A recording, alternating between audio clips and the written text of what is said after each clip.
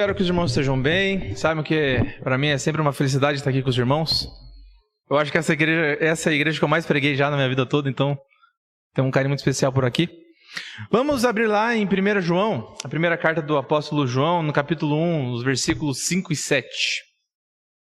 Primeira carta de João, no capítulo 1, nos versos 5 ao 7.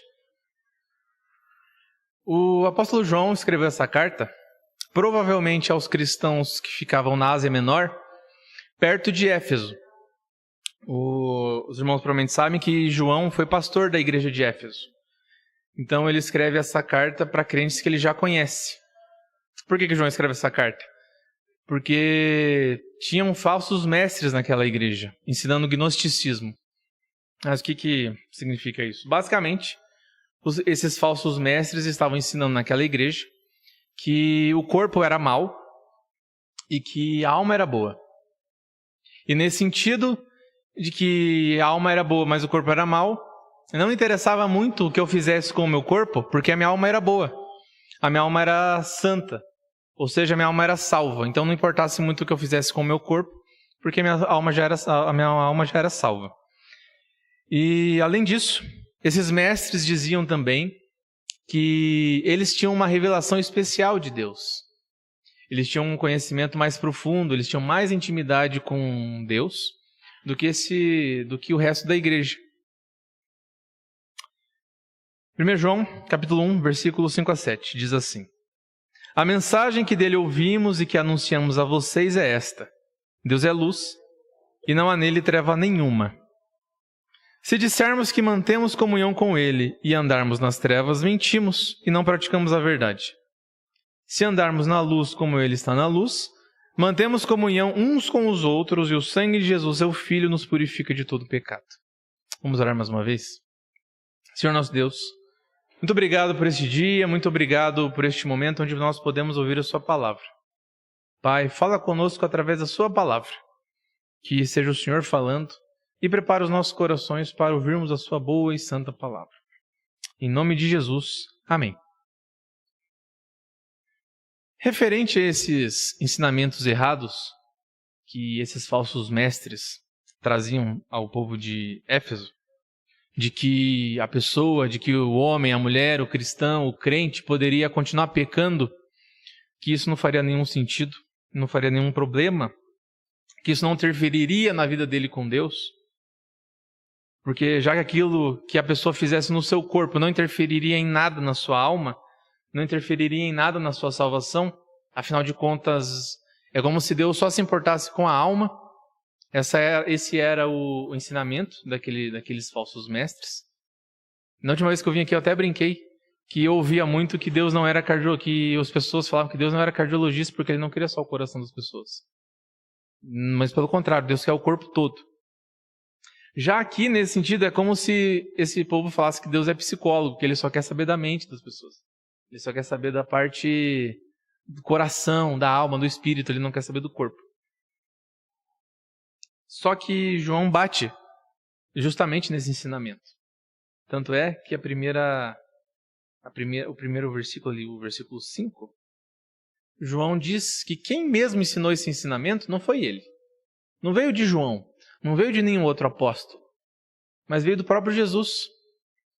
Porque ele diz a mensagem que dele ouvimos. E quando João escreve dele ouvimos, é uma palavra de realmente muito próximo. Ele está dizendo de Jesus, que Jesus passou esse ensinamento para ele. Então o próprio Jesus diz que Deus é luz e que não há nenhuma treva nele. Mas o que significa que Deus é luz? Quer dizer que Ele é uma lâmpada, que Ele ilumina a gente? Também. Mas para explicar por que Deus é luz, eu vou para Tiago, a carta de Tiago, no capítulo 1, versículo 17, que diz assim: Toda boa dádiva e todo dom perfeito vem lá do alto, descendo do Pai das luzes, em quem não pode existir variação ou sombra de mudança. Quando Jesus fala que o Pai é luz, que Deus é luz, quando João escreve que Deus é luz, ele quer dizer que Deus é perfeito, que Deus é santo, que não existe uma só treva em Deus, que não há pecado em Deus, que Ele é totalmente puro, que Ele é totalmente separado do pecado, que Deus não pode errar, que Deus não tem dúvida, que Deus não se contraria, mas que Deus é perfeito. Então, com isso em mente, com esse ensinamento de que Deus é perfeito, Deus é santo, não há pecado em Deus, não há dúvida em Deus, não há iniquidade em Deus, João enfatiza, na verdade, que não há treva nenhuma em Deus. Ou seja, não há nenhum erro em Deus. Não há nenhuma negatividade em Deus. Não há nada de ruim, não há nada de mal. Porque quando João escreve luz, ele quer dizer bom. E quando ele escreve trevas, ele quer dizer mal. Então não existe nenhum mal em Deus. Apenas bondade.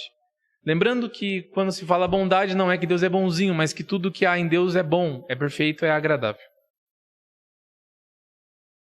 Tiago 1,13 diz assim: ninguém, ao ser tentado, diga, sou tentado por Deus.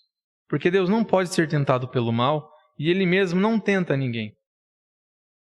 Logo, considerando isso, de que Deus é luz, de que não há trevas nenhuma em Deus, considerando que Deus é perfeito, Deus é santo, não há pecado em Deus, não há iniquidade em Deus, não há erro em Deus, não há ignorância em Deus.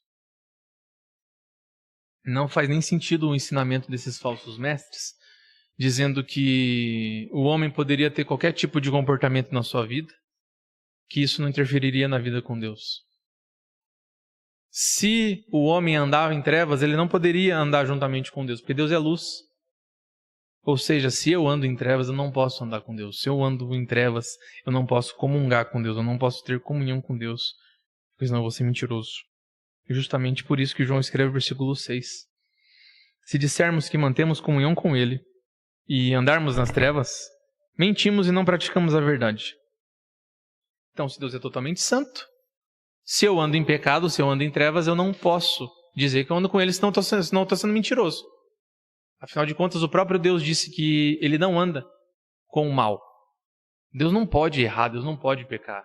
Então, eu, em estado de pecado, eu vivendo em pecado, eu vivendo nas trevas, não posso ter comunhão com Deus, porque Ele mesmo disse que não pode, que não tem como.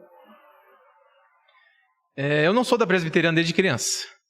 Eu nasci num lar cristão, mas eu não nasci na presbiteriana. Eu vim para a presbiteriana em 2018. Até 2018 eu era da Assembleia de Deus. E lá eu aprendi a ser crente e tudo mais, mas eu vim para cá, graças a Deus, estou muito feliz na presbiteriana. Lá nessa igreja, eu conheci uma moça que ela tinha acabado de conhecer a fé reformada e ela ficou deslumbrada com a fé reformada.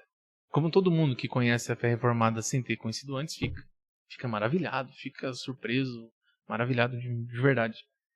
Só que o problema é que ela falava muito da graça, e não é um problema falar da graça, o problema é que ela começou a falar para os irmãos assim: então eu tenho um conhecimento mais profundo da graça do que vocês têm. Eu conheço Jesus melhor do que vocês conhecem. E ela falava isso, eu ouvi ela falar isso diversas vezes.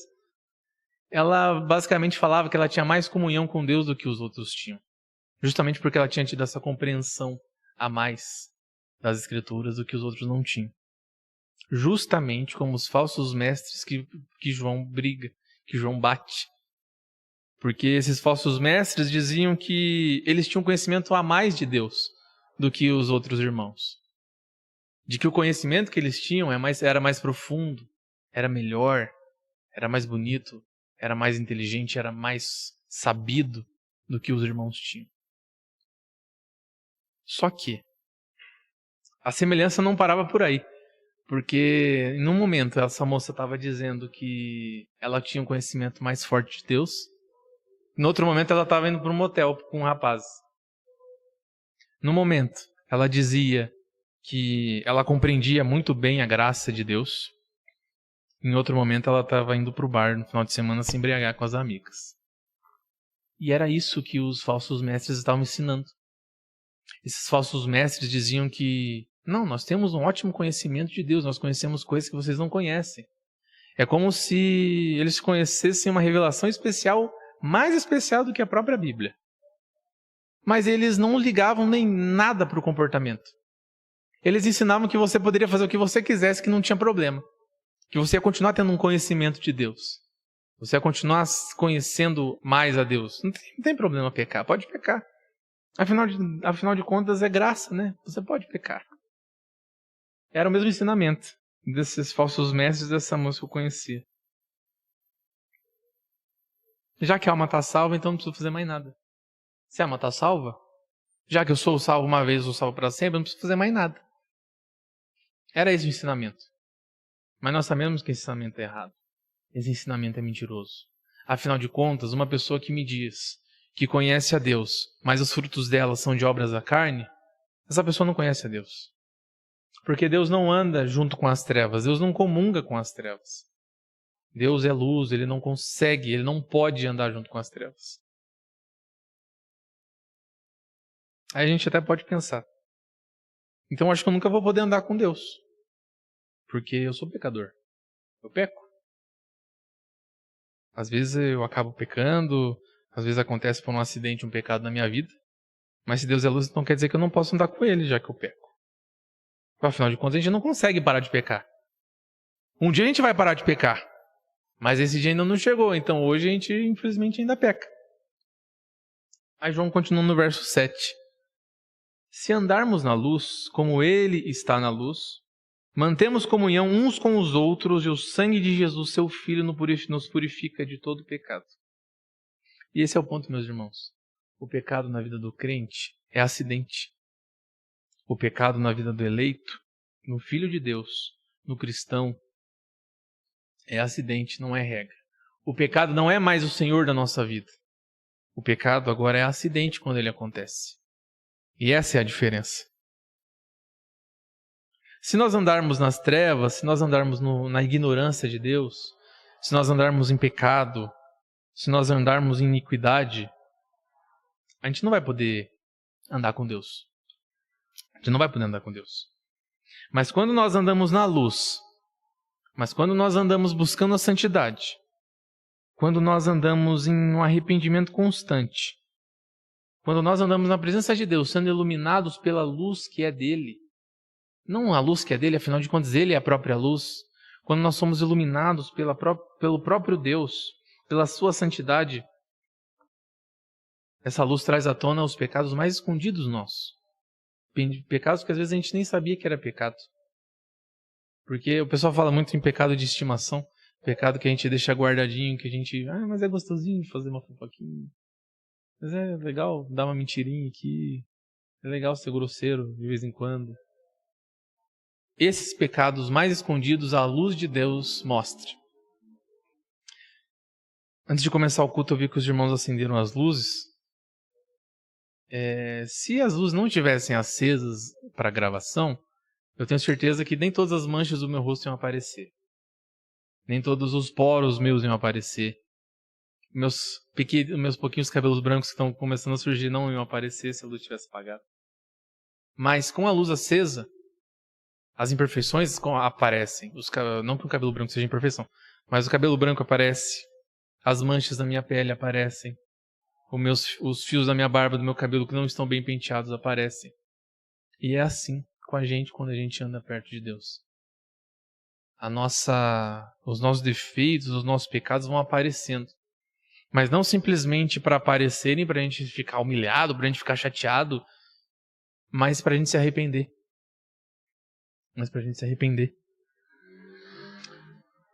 Quando a gente anda na presença de Deus, quando a gente anda na luz de Deus, quando a gente anda buscando a santidade que vem de Deus, nós podemos ter comunhão com Deus.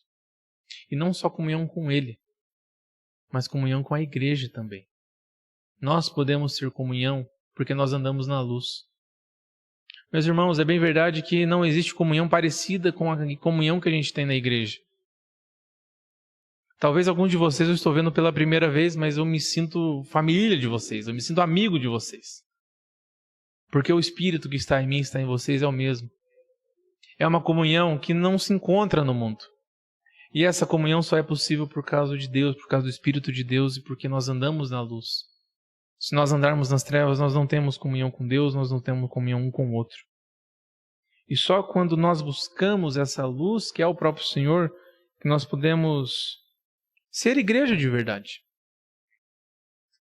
O Evangelho de João, versículo 17, do 21 ao 23, tem uma passagem muito conhecida nossa, que diz assim: a fim de que todos sejam um, e como tu, ó Pai, estás em mim e eu em ti, também eles estejam em nós, para que o mundo creia que tu me enviaste. Eu lhes transmiti a glória que me deste, para que sejam um, como nós o somos. Eu neles e tu em mim, a fim de que sejam aperfeiçoados na unidade, para que o mundo conheça que tu me enviaste e os amaste, como também amaste a mim. O pecado atingiu todas as esferas da nossa vida. Todas as esferas. Os relacionamentos amorosos, os relacionamentos de amizade, a parte sexual do nosso corpo foi afetada, a nossa mente em relação ao dinheiro, em relação ao trabalho, em relação aos pais, aos filhos, a nossa mente foi atacada pelo pecado. Então todas as áreas da nossa vida são afetadas pelo pecado. Só que nem tudo está perdido, meus irmãos. O sangue de Jesus nos purifica de todo o pecado. E quando João fala todo o pecado, ele quer dizer todo o pecado. Todo tipo de pecado. Qualquer pecado. Jesus me purifica. Claro que eu preciso estar andando na luz, eu preciso estar buscando a santidade, preciso estar buscando a luz, que é o próprio Deus. Mas todo pecado que há em nós, todo tipo de pecado que nós podemos cometer, o sangue de Jesus Cristo purifica. Porque não há nenhum pecado tão grande que o sangue de Jesus não possa purificar. Não há pecado tão grande que nós possamos cometer que Deus não nos perdoe. Nós que somos eleitos, nós que somos filhos de Deus. Porque nós bem sabemos que existe o pecado dos ímpios, que é o pecado para a condenação, que é aquele pecado que não há perdão. Que é a blasfêmia contra o Espírito Santo. Que é simplesmente ouvir a palavra de Deus e ignorar a palavra de Deus e não levar em conta o que Deus está falando. Mas não é o nosso caso. Nós somos filhos de Deus, nós somos filhos da luz. E como nós podemos andar em luz, então? Já que é a condição para que todo o nosso pecado seja purificado e para que nós possamos andar com Deus. Em arrependimento constante. É por isso que nós andamos em luz. Para que a luz da santidade de Deus, ela mostre em nós os nossos pecados. E Deus não quer apenas mostrar os pecados, mas Ele quer que nós nos arrependamos desses pecados. Então, é assim que nós andamos em luz. Em arrependimento constante.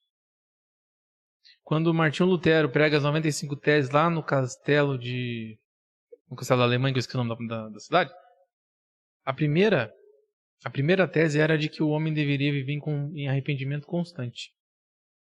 Todo dia a gente deve se arrepender. Afinal de contas, a gente peca todo dia. Ainda que seja por pensamento. E ainda que a gente não pecasse, nosso estado já é corrompido, nossa carne já é corrompida, nós já somos corrompidos. Precisaríamos pedir perdão apenas por sermos nós. Sermos descendentes de Adão e Eva. Está no nosso DNA, está no nosso gene o pecado. Mas o próprio apóstolo João diz assim, no versículo 9, que a gente não leu no comecinho. Se confessarmos os nossos pecados, Ele é fiel e justo para nos perdoar os pecados e nos purificar de toda injustiça. Deus mostra o pecado da nossa vida. Deus mostra o pecado que nós estamos cometendo para a gente se arrepender. E não simplesmente para a gente se arrepender, mas porque a gente se arrependendo, Ele nos perdoa. Ele nos purifica. Sabe aquela metáfora, aquela figura de tirar a casquinha do machucado para ele sarar? É isso que Deus faz com o nosso pecado. Ele mostra o pecado. E geralmente dá dor, gente. Geralmente machuca. Mas é para curar. Deus mostra para curar. É para isso que Deus mostra os nossos pecados. Eu sou conselheiro aqui em Curitiba de um ministério chamado Ministério Vida Pura. É um ministério que trata cristãos, homens, que são viciados em pornografia ou lutam contra alguma outra imoralidade sexual. Sempre são pessoas muito diferentes umas das outras. Afinal de contas, cada um tem um tipo de vida, cada um teve um pai, teve uma mãe diferente do outro. Então as vidas são muito diferentes, cada um é de um jeito muito diferente. Mas a dor que eles sentem quando o pecado deles começa a vir à tona é o mesmo. Quando se foca muito na dor que o pecado está trazendo, por estar aparecendo, a pessoa desiste. Porque ela não quer sentir dor. A gente não quer sentir dor, eu não gosto de sentir dor. A gente não gosta de sentir nada que seja desconfortável. Eu gosto muito do frio, mas eu não gosto de sentir frio. Assim como as pessoas que gostam de calor, eu tenho certeza que elas não gostam de ficar suando um monte. Tomar banho gelado e sai suando. A senhora gosta? Muito bom. Você não sabe que você é molhado da água, você é do suor. Né?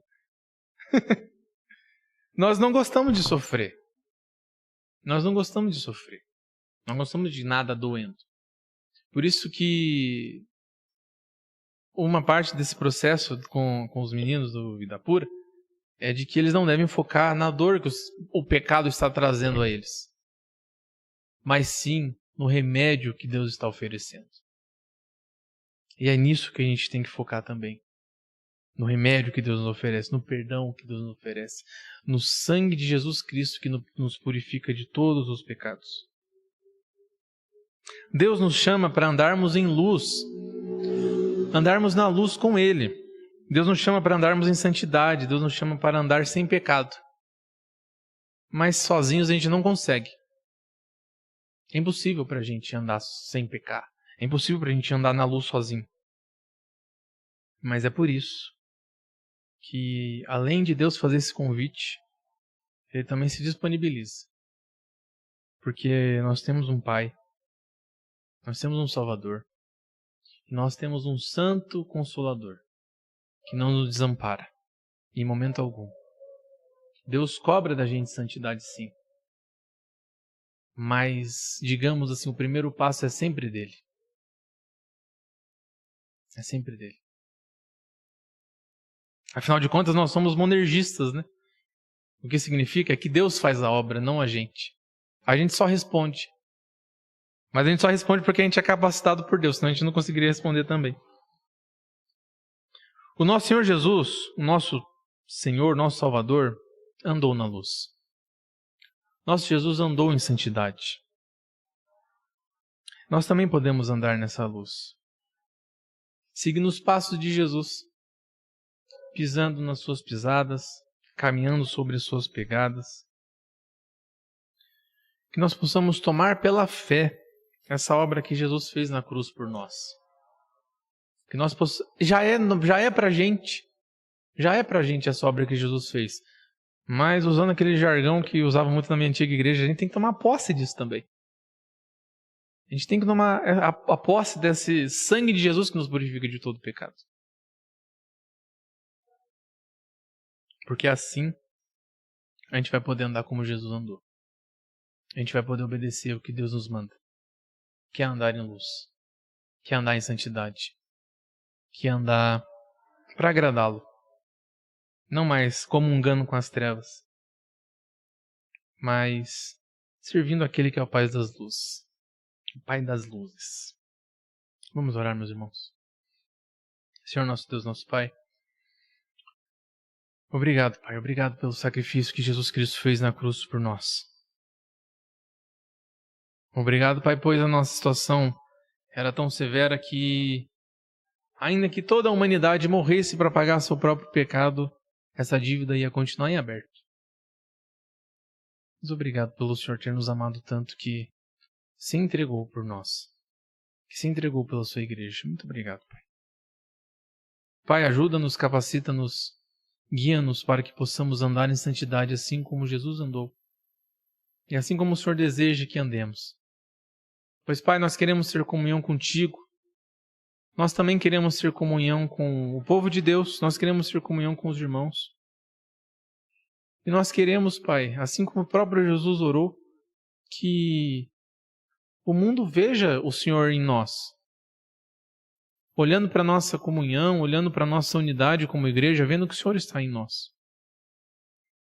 Ajuda-nos, Pai. Capacita-nos. Em nome de Jesus. Pai, te peço também que o Senhor abençoe a semana de cada um. Que o Senhor os leve em paz para suas casas. Que o Senhor os abençoe. Que o Senhor os guarde. Que o Senhor os livre de todo mal. Que quando as lutas vierem, eles possam se lembrar de que eles têm um Consolador, que eles têm um Pai, que eles têm um Salvador, que eles têm um advogado, que também é o justo juiz. Ajuda-nos a lembrar de sua palavra na hora das dificuldades. Ajuda-nos a sermos mais igreja, Pai. Que possamos chorar mais com os que choram e possamos nos alegrar mais com aqueles que se alegram. Pai, muito obrigado. Pedimos tudo isso em nome de Jesus. Aquele que nos ensinou a orar dizendo: Pai nosso que estais nos céus, santificado seja o teu nome. Venha o teu reino, seja feita a tua vontade, assim na terra como nos céus. O pão nosso de cada dia nos dai hoje.